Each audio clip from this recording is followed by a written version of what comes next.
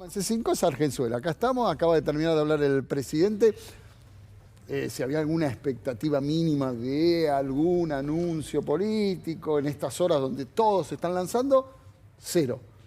Habló, reivindicó obviamente el rol soberano en Malvinas, iba a decir, ¿por qué no? En Malvinas y la Antártida. Habló también de la inauguración de los laboratorios. Fue un discurso, digamos, turístico. Me dieron ganas de ir a la Antártida. Me dieron ganas de ir a surfear la Antártida. Un presidente que pone el pie en todo el territorio argentino, por favor. O sea, ¿qué presidente va a estar en la Antártida y pisa el territorio argentino? Y desde allí le habla a todo el país. Para mí es un gesto conmovedor mensaje. A ver, más allá de cualquier cosa, digo. Importante. Si esperábamos alguno, digo, en esta jornada fervorosa de candidato a candidato y todo, Alberto inteligentemente no abrió la boca. Porque si no, si hubiese dicho algo, la pregunta que nos hacíamos hoy a la mañana, que yo pregunté para qué carajos hizo la mesa del jueves, porque vieron que lo de la mesa del jueves era como la largada en Fórmula 1, estaban todos estacionados y entonces le dijeron, cuando la luz roja se prende, salen. Estaban todos esperando y de golpe se uno de atrás que ¡fum! Los pasó, que era Scioli. Con la lancha venía. Los pasó, entonces. Con la lancha. Yo estuve el jueves en la mesa esa, 6 horas, digo, perdí 6 horas al pedo, no era para ordenar todo, bueno, finalmente no. Por lo tanto, Alberto no hace ningún anuncio, habló solamente de soberanía, que está perfecto, quiero decir, Está perfecto, y hay todo el tiempo hablar de soberanía, sobre la Antártida, sobre las Malvinas. Va a haber una corresponsalía de Telam, ¿puede ser? Sí. Que vos ya tenés ganas. Yo me anoto. Lindo, ¿no? Itinerante. Es itinerante. Es una corresponsalía itinerante. Recordemos, vos recién te confundías, entre comillas, pero el territorio es Tierra del Fuego y la Malvinas y Antártida, ¿no? Sí. O sea, todas las islas del Atlántico Sur y la Antártida incluida. A mí me parece un símbolo, y la política está hecha de símbolos. Para. Está muy bien que haya ido y creo que todos los presidentes, por obligación, tendrían que ir. De verdad lo digo. Una vez en su mandato tiene que estar ahí y además para sentir también lo que viven, el sacrificio que hace la gente que está ahí es terrible. A mí no me parece mal. Lo que pasa es que por ahí estábamos esperando otra cosa. Por ahí nosotros... Una cadena nacional es para eso. Claro, ¿viste? Esa es la pregunta. ¿Qué sé yo? ¿Y a vos qué te parece? ¿Una cadena qué iba a hacer? ¿Va a decir, voy a lanzar la candidatura? Ahí lo matábamos. Si el tipo decía, voy a ser candidato en una cadena... Pero que le tiene entre líneas, aunque sea estando ahí. Que diga, por ejemplo, aquí no saben quién se va a presentar. ¿Entendés?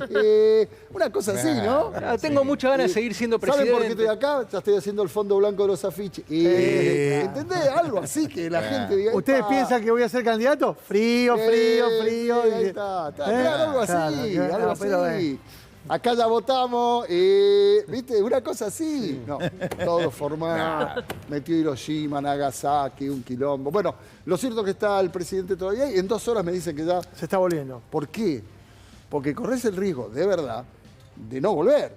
Porque para ir a la Antártida no vas cualquier día. No hay que vas. Ahí están las condiciones climáticas. Exacto. Y creo que son pocas veces al año que se da. De hecho, el año pasado, para esta misma fecha, Alberto tenía programado un viaje. Y no pudo ir. Estaba todo listo y lo que se llama la ventana del tiempo no se abrió y eventualmente tuvo que suspender ese viaje. Mirá si le cambia el tiempo y no puede venir 6 meses. No. Igual es Argentina, no. No, está bien, puede gobernar de allá. Puede gobernar, es la Argentina. Sí, claro. Sí. No, me estaba imaginando a la cuarta noche de escucharlo tocar la balsa, lo de la base Marambio. Les inflan el bote y empiezan a remar. Porque además la ropa, no creo que se haya llevado ropa para quedarse mucho tiempo. Una guitarra seguro que hay.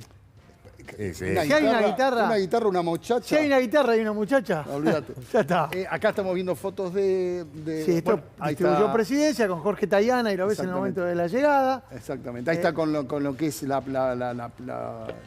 planta de los que trabajan en la base Marambio. Exacto. Y ahí está el rompehielos Guirizar también.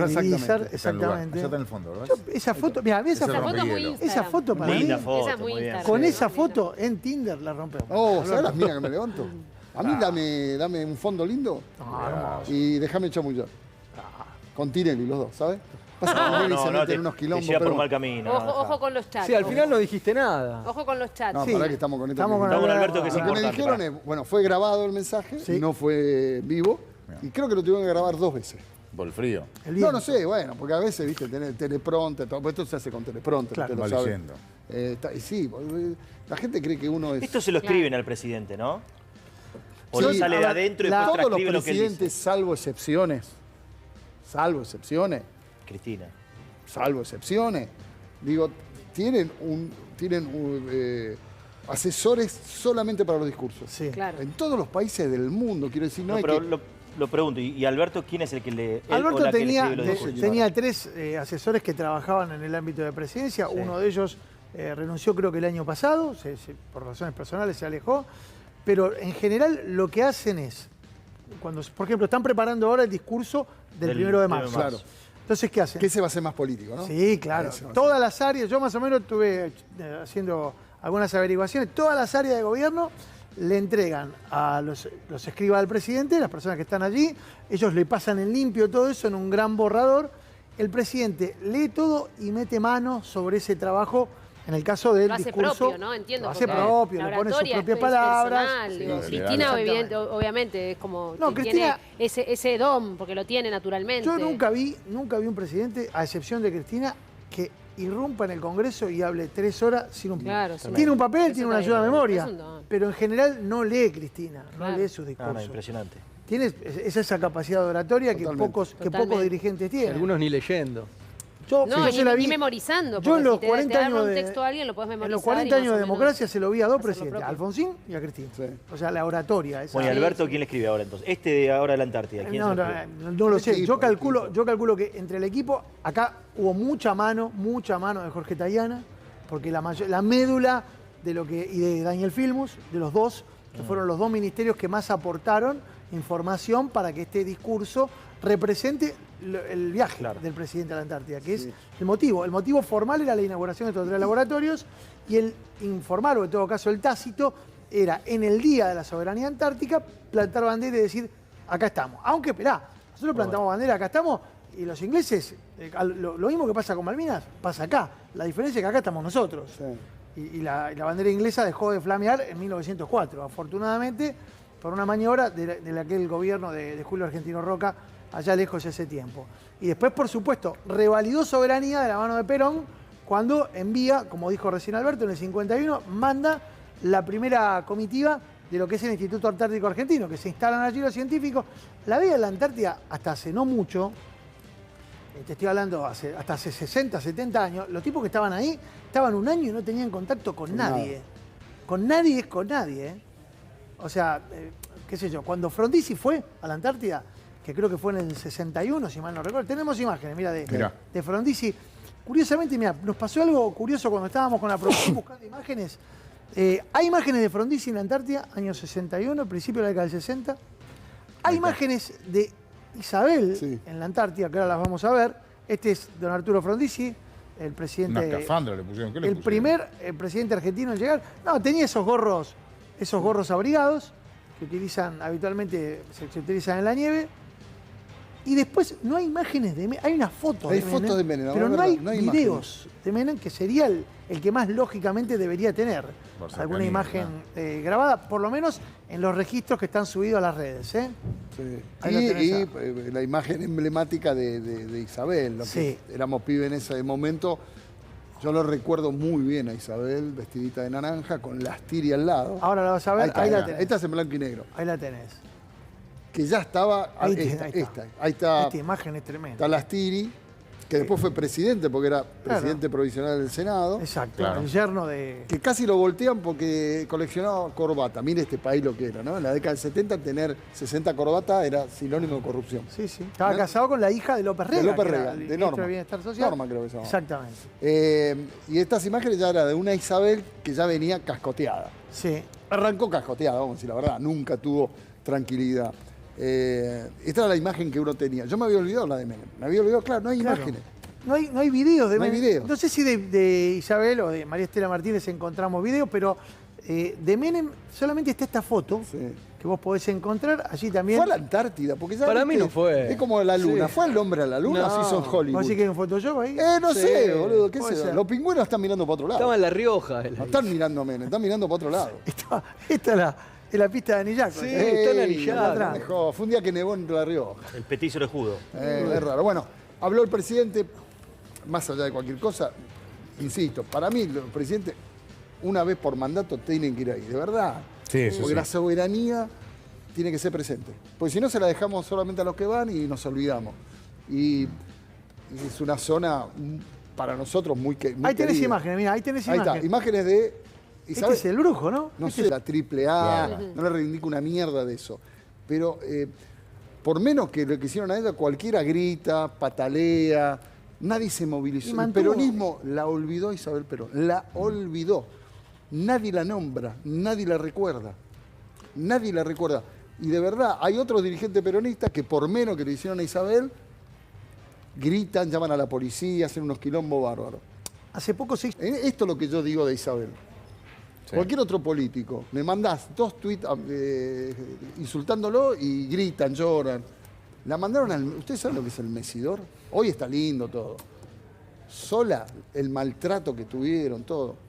Esto es lo que yo digo nada más. Después nada de olvidable. Claro, no hablas de gestión. Olvidable la gestión. Fue todo una rodeada, la pelea entre la izquierda y la derecha, la AAA con los montoneros, todo. Era un desastre. La verdad que nada justificaba el golpe de Estado. Ese golpe se podía haber parado tranquilamente. Era un desastre que el propio Perón tuvo la oportunidad de ver con sus propios ojos, porque poco antes de morirse Perón fue protagonista de hechos que demostraron que el peronismo estaba profundamente dividido y que esas divisiones iban a conllevar seguramente un cisma que tras su muerte se profundizaría, como ocurrió claramente, y llevaría a las organizaciones de izquierda peronistas a decidir profundizar la estrategia del pase a la clandestinidad y de los grupos paraestatales creados por el propio ministro de Bienestar Social, este hombre, José López Rega, que lo que hizo fue ni más ni menos que constituir bandas delictivas que se encargaban de asesinar brutalmente a todos aquellos militantes o referentes o adherentes, porque se asesinó a diputados, como Ortega Peña, como diputados que ocupaban parte del espacio de lo que eran los montoneros con representación parlamentaria, y también se asesinó a militantes de base, sin ningún tipo de contemplaciones. O sea que, evidentemente, Isabel es la presidenta de ese proceso lúgubre, triste de la historia argentina, lo que no quita que luego haya sido sometida a prácticamente un cono de olvido completamente, ¿no? Sí, cono de olvido de lo que de verdad es una figura importante en la historia argentina. A ver, del 73 al 76 fueron 3 años de los más intensos en la historia del país. Yo no recuerdo otro periodo tan intenso en todo sentido. En todo sentido. La vuelta de Perón. Tenés primero los 49 días de Cámpora con la elección previa de un Cámpora, que era el hombre al que Perón dijo, vótenlo a este. Que duró, ¿cuánto? ¿40 y? 49 días fueron. Que en el medio liberan a los presos políticos y fue un gran quilombo porque con los presos políticos liberaron todo lo que había dentro en Devoto. Fue un quilombo bastante grande. Rigui, quien después estuvo con el gobierno de Cristina. Exacto. Fue el que firmó eso. El Bebe Rigui. El Bebe Rigui. Que fue procurador durante el gobierno de Cristina. Exactamente. Pero... Perdón que nos metamos con esta parte, pero a mí siempre me llamó mucho la atención. Yo, de hecho, en la radio lo dije muchas veces.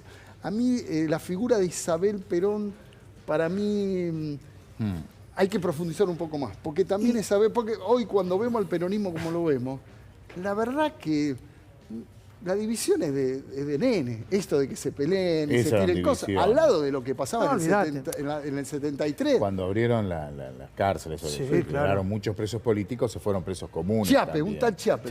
Chiappe, francés. Que era un estafador, ¿te acordás? Ese era el jefe de la mafia en Argentina. ¿Cómo se llamaba? De la mafia francesa. Sí, exactamente. Fue el que introdujo el narcotráfico en la Argentina. Escuchen, narcotráfico a gran escala. François Chiappe. Sí, que era el primer gran narco que hubo en Argentina, que era un francés de la mafia de Marsella, así se lo identificaba. Y ahí se llevó a algunos malandros de Campones a trabajar a Francia. Consecuencia de una decisión política, ¿no? Entre otros que liberaron, para mí es el delincuente más espectacular por lo creativo, delincuente, ¿no?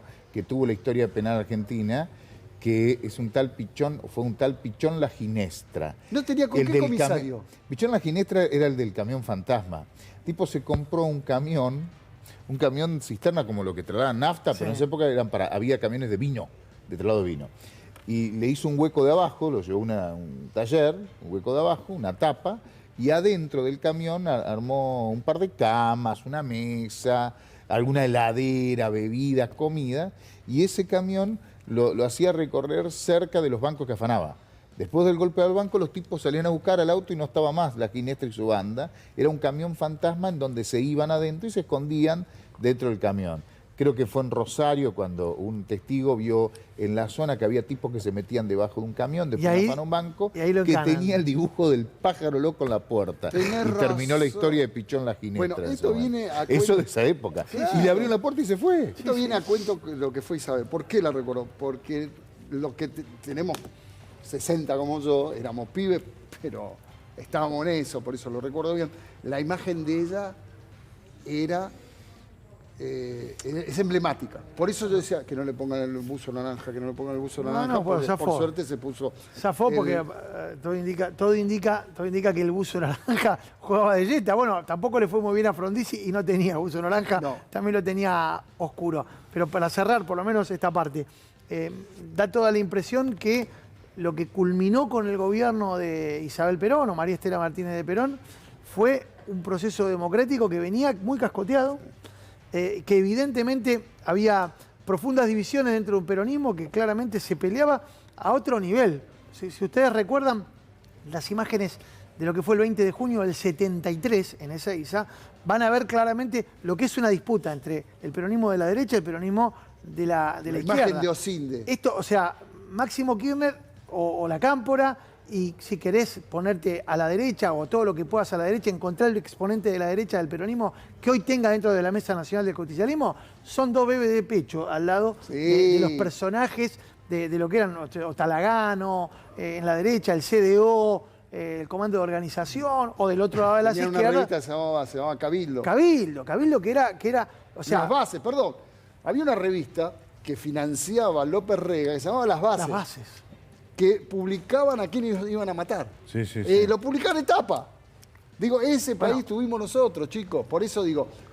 Y del otro tenías al descamisado. El descamisado que publicaron el fusilamiento de Aramuro. El fusilamiento de Aramuro, que en realidad para ellos fue un acto patriótico. Sí. Secuestrar a quien fue presidente de facto de la Argentina, someterlo a un juicio revolucionario y asesinarlo de un balazo. O sea, algo que después lo contaron en el Desca y en otras publicaciones de los montoneros y de las organizaciones guerrilleras. Interesante. Podemos hablar 20 horas de este tema, pero bueno. No quiero caer en eso porque nos falta jugar la bocha o el tejo y estamos en la sociedad de fomento. Pero nada, mi recuerdo era para Isabel, repito, para mí, injustamente olvidada, desechada, arrumbada por el propio peronista, porque el peronismo le cuesta reconocer esos 3 años. Que fueron errores totales. Y muchachos, hay que reconocerlo. El peronismo también fue el peronismo del 73 al 76. Claro.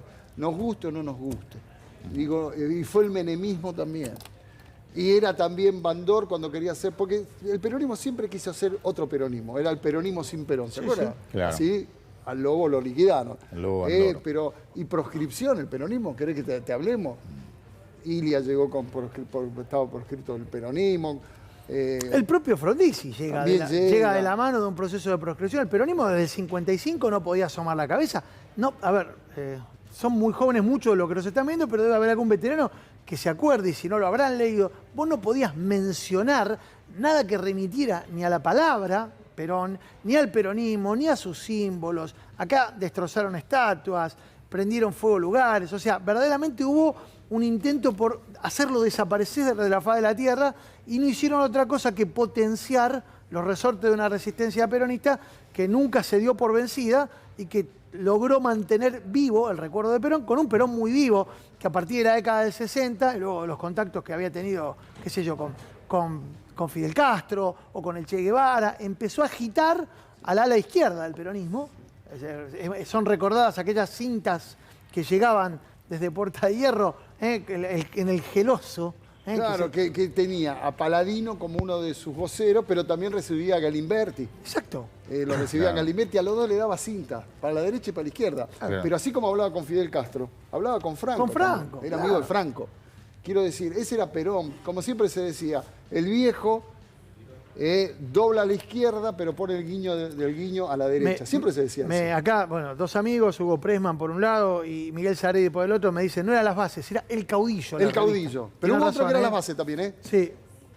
Está bien. La que anticipaba a las víctimas. Exactamente. Sí. Le agradezco todo porque estamos haciendo memoria. Esto no estaba previsto, lo vi ahí. Andoni le pusieron una bomba en medio de antes de una función a Nacha Guevara en lo que era el Teatro Estrella. Después tuvo Crónica TV en la calle Riobamba. Así se fueron por la AAA. Y también del otro lado hay que hablar que lo de la clandestinidad. Miren, muchachos, en un momento eran todos clandestinos. Hasta que dijeron, vamos a hacer un partido político, el peronismo auténtico, creo que se llamaba. Y hicieron que todos se afiliaran y dieran sus datos. Tipos que estaban en la clandestinidad tuvieron que anotarse y dar sus datos. Ni hablar de la contraofensiva montonera, donde murieron, entre otros, el hijo de Marco Zúcar. ¿Se acuerdan del humorista? Sí, claro. Bueno, él fue parte... Yo sé que esto que estamos contando nos putean de derecha a izquierda, esto me encanta. El hijo de Marcos fue parte de lo que se llamó la contraofensiva. La contraofensiva. Cuando en el 79 quieren ingresar nuevamente y al hijo de Marcos lo enganchan en la frontera argentino-brasileña, entrando en un micro, y ahí lo detienen, como cayeron un montón de otros compañeros de esas organizaciones, las organizaciones armadas, que habían ido, muchos de ellos se habían ido al exilio, y volvían, porque en aquel momento, después del Mundial del 78, se les había hecho creer que había una posibilidad de recuperar el gobierno, y esto era a través de la lucha armada. Error que generó, decisión que generó mucha controversia en esos 75, porque hubo un ala de Montonero que se opone a ese pase a la clandestinidad, se arman unas discusiones muy fuertes allí. Uno de los hombres que participaba de esas discusiones era el jefe de inteligencia de Montonero, que era Rodolfo Walsh, y ahí se plantea un debate muy interesante sobre si había que pasar o no a la clandestinidad. Y lo que los exponía claramente a muchos de ellos a que vos sos clandestino, yo te agarro y te mato, y te tiro en una zanja o te hago desaparecer y nunca digo nada, y así quedaban impunes un montón de crímenes, ¿no? Sí. Por eso es interesante. Después está Monte Chingolo en el medio, finales del 75, Navidad del 75. Pero Monte Chingolo es SERP. No, está bien, pero estamos hablando de lo que era el país en esos 3 años. Nunca vi otra intensidad histórica como hoy. Nunca lo vi en mi vida. También hay que hablar de que culturalmente, las artes, todo fue una etapa. Explosión. El Ditela había sido antes, pero digamos, estaba en plena explosión. Era otra cosa. Por eso digo, a mí me parece que el peronismo... Hay gente que se está enganchando con esto, no te puedo explicar. Me están mandando videos. Pero a Isabel, de algún lado hay que... Porque fue parte del peronismo, chicos. Claro. Nos guste o no nos guste, fue parte del peronismo. No fue ella, no fue Menem, Néstor, Cristina, Alberto, es esto. Ahora, viendo esto que te contamos, y lo de la mesa política es paca-paca. Chaquibum. Es paca-paca. Al lado de esto, paca-paca. Sí. Se juntaron, se dijo, vas a hacer... Se levantaron y se fueron. Ninguno peló un fierro, no se cagaron a tiro, no pusiste en marcha el auto y te voló a la mierda todo. Digo, esto también habla de, si se pudo salir de eso, se salió de esto, si no son boludos, digo, por ahí son boludos y estamos diciendo al pedo. Se puede. ¿Te gustó lo que viste, no? Bueno, hay mucho más, así que no te digo quédate ahí, quédate acá, suscríbete a nuestro canal y seguí viendo más cosas.